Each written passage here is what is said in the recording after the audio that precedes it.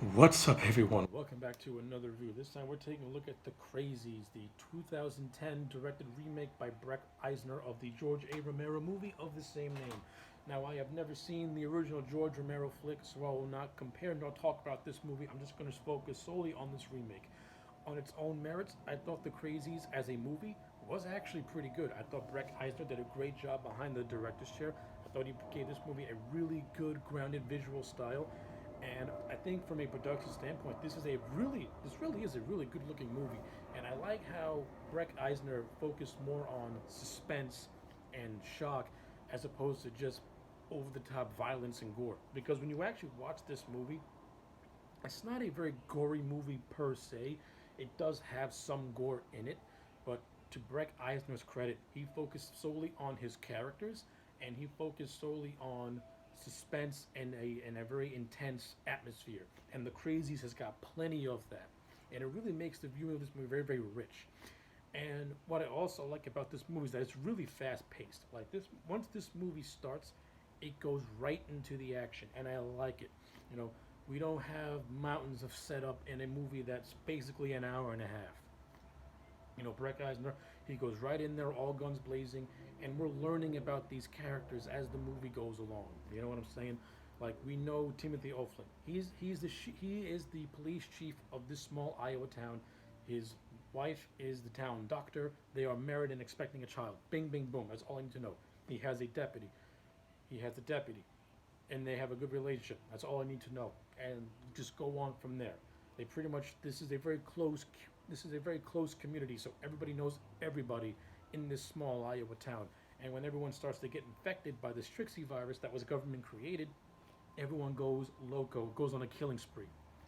And like I said, this movie does not even wait to build this up. From the moment this movie starts, we see a man with a shotgun go onto a baseball field with a bunch of little leaguers, and he gets shot.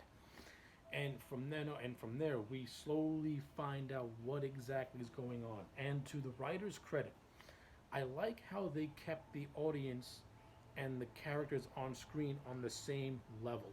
We never know what these characters are going to know, and that's great. We're discovering these things as the characters are discovering these things because it makes us feel part of the visceral experience of this movie.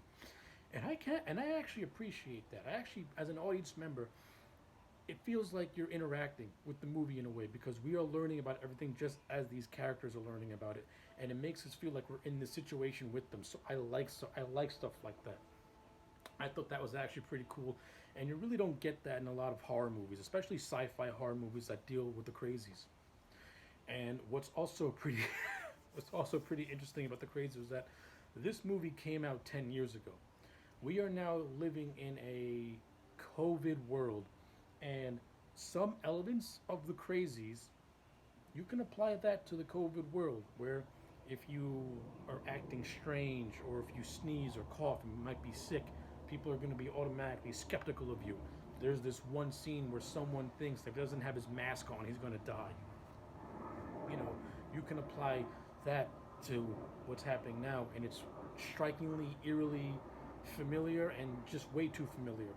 And it's amazing that a movie like The Crazies predicted something, unknowingly predicted what was going to happen 10 years from its creation.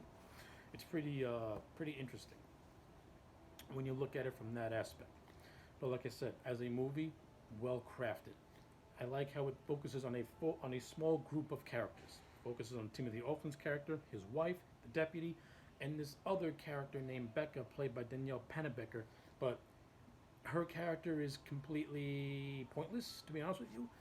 We see her in the beginning. She's working with Oflet with the sheriff's doctor wife, and we don't really see her again to like the midway point of the movie where she's trying to find this boyfriend named Scotty, who gets killed off immediately after we meet him.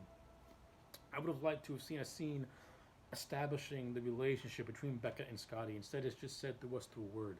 I would have liked at least one scene of those two interacting, so that way when they both die, I would have had some emotional attachment to them. But I really don't, and I consider their characters to be pointless. Not only that, the soldier who I mentioned, who thought he was going to die without his mask, his name is Bancock or something like that. I actually would have had his character join our group of heroes because they could have made him like an inside man who was trying to help these guys escape the carnage that's happening. Because since this is a military created virus, the military pretty much quarantined this entire time, and they're pretty much killing everybody who they think may be infected, or even if they're not infected, they're still wiping them out anyway. And I would have had this Bangkok character kind of join the little trope, because he even said that he didn't sign up to kill innocent civilians. So I would have had him join the group as like their inside man. I think that would have added some little more tension and a little bit more drama. I think would have made the final act a little bit more interesting, because at the end the final act is just Timothy Olyphant getting into a brawl with a bunch of rednecks at a truck stop while he's trying to trying to get a pickup rig to drive off. It's entertaining and it's lively, but it's okay.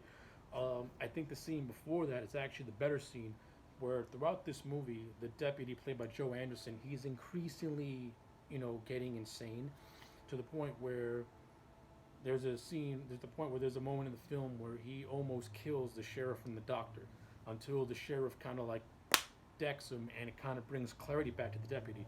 And I like how he redeemed himself by pretty much sacrificing himself so that the sheriff and the doctor can pretty much leave and try and survive. So I kind of like how his character had a little bit of a redemption act. And I thought Joe Anderson did a pretty good job playing the deputy too. Seeing him in the beginning, he and the sheriff, they have a couple of little, moments here and there. But as the movie goes on, I think Joe Anderson did a good job at playing the increasing sanity that the deputy goes through, and then bringing him back to reality just as he makes the human sacrifice. I thought it was a very understated performance by Joe Anderson. I enjoyed it a lot. I thought Timothy Olyphant as the lead, I thought he did a great job. I'm an Olyphant fan. I think he's a very underrated talent. I've always liked him in Scream 2 and movies like that. And I like him in the role as a sheriff. He portrays that everyman small town sheriff. And he's not portrayed as a dummy or an idiot. Like, he immediately takes action and wants to know what's going on. And you can appreciate a character like that. I appreciate a character like that. And I like his wife character too, who's there to pretty much ground him. The violence in this movie I thought was really well directed and very tastefully directed. This movie does have some really good intense moments. There's this one moment where this family is being burned alive in their house because the husband went crazy and he killed his wife and son. It's a very intense directed scene. The scene in the barnyard where they capture the soldier who refuses, who ends up not giving them away. I thought that was a very intense directed written scene. I thought the scene of the wife being captured by the soldiers and her and all the people who were being held captive by the military were being picked off by this madman with a pitchfork, pretty much. That was a nice scene as well. Even though the third act is just a generic fight, it is very entertaining fight. It is well drawn out, and I like it a lot. So I thought that was well handled as well too. So yeah, so those are just my thoughts on the Crazies. Like I said, I enjoyed this movie. I thought it was pretty good, very, very solid. A couple of things here and there that would have fixed up or done differently, but overall, this was a good movie, and I'm going to give it a solid 8 out of 10. So, if you've seen the Crazies remake, let me know in the comment sections down below. Do you like it? Do you hate it? I would like to know. Like the video and subscribe, and I'll check you back next time for more.